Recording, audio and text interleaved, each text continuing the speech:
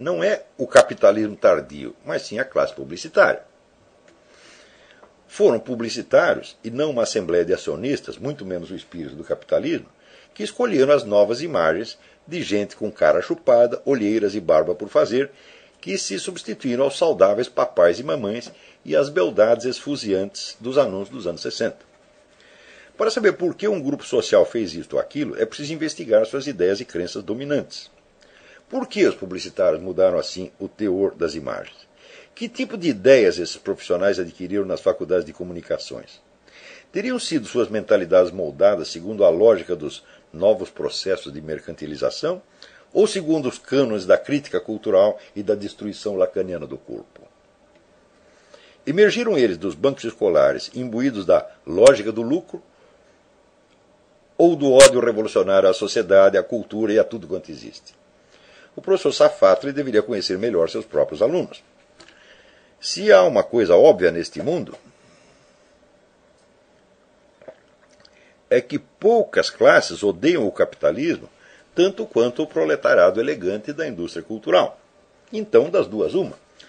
Ou esses infelizes foram obrigados por astutos patrões a abdicar da pureza da sua crítica e a transformá-la em instrumento de dominação capitalista, ou, ao contrário, a mudança assinalada pelo professor Safatli reflete exatamente o oposto do que ele diz. Em vez de uma astúcia capitalista que instrumentaliza a destruição, é a destruição que se apodera dos instrumentos da cultura de massa para impor-se como padrão dominante a toda a sociedade existente. Aqui observa-se o mesmo fenômeno de delírio autoprojetivo que já assinalei em Pierre Bourdieu. Tem um artigo Um Guru da Educação Nacional, com a sua continuação, que saiu no Diário do Comércio e que também está lá no meu site.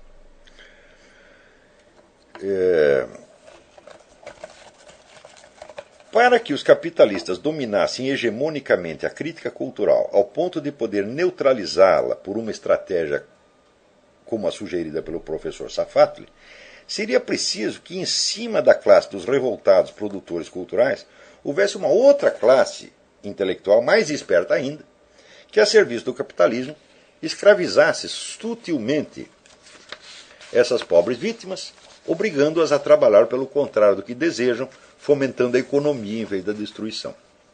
Para que isto fosse possível, seria necessário que esta classe de superintelectuais tomasse a totalidade da crítica cultural como objeto de análise, produzindo uma bibliografia científica, pelo menos tão vasta quanto ela mesma, acrescida de complexos planos estratégicos para o seu aproveitamento inverso.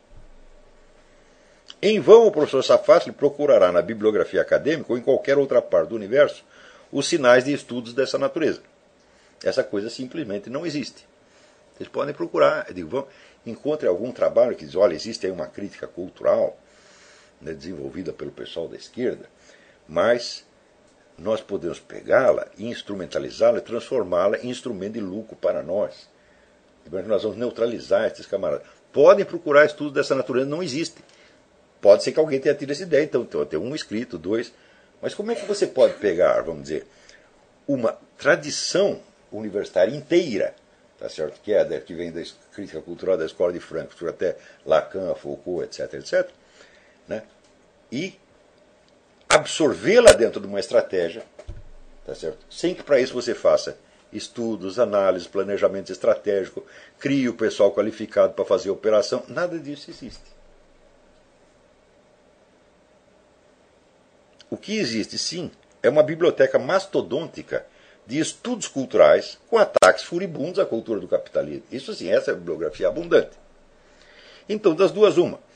Ou o gênio maligno do capitalismo produziu toda essa estratégia e a colocou em ação de maneira totalmente imaterial e invisível, por meios telepáticos, sem precisar de estudos, de análise, de planejamento estratégico, de qualquer outro recurso usual nas ações humanas, ou então o fenômeno de mercantilização da revolta, tal como o professor Safatli descreve, simplesmente não aconteceu. O que aconteceu, em vez disso, foi que milhares ou milhões de estudantes universitários, intoxicados de crítica cultural, de frankfurtismo e de lacanismo, saíram da faculdade, ocuparam todos os postos altos e baixos da indústria publicitária e aí injetaram sua ideologia da destruição. O próprio professor Safatli, embora não seja profissionalmente um publicitário, é um estudioso da área e, portanto, faz parte dessa classe. Ele mesmo foi um dos agentes do processo.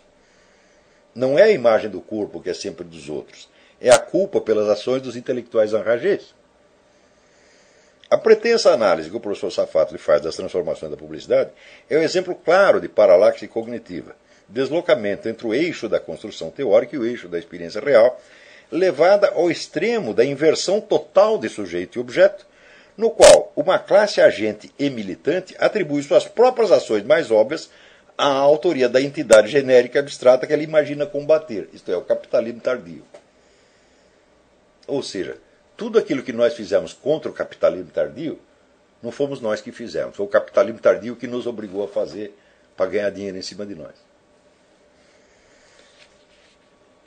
Como exatamente a prática